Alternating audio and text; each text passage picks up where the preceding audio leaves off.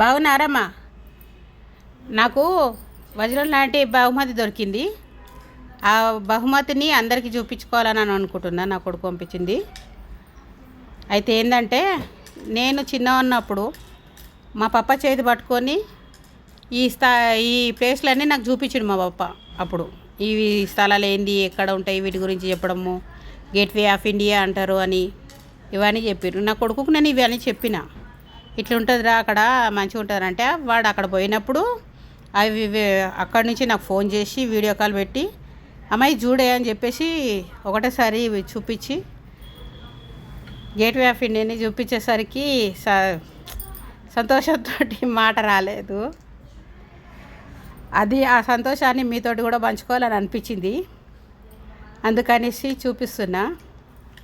ఇలాంటి మీకెవరైనా దొరికిన సంబరం ఉంటే నాతో పంచుకోగలరు. లైక్ చేయండి, సబ్స్క్రైబ్ చేయండి.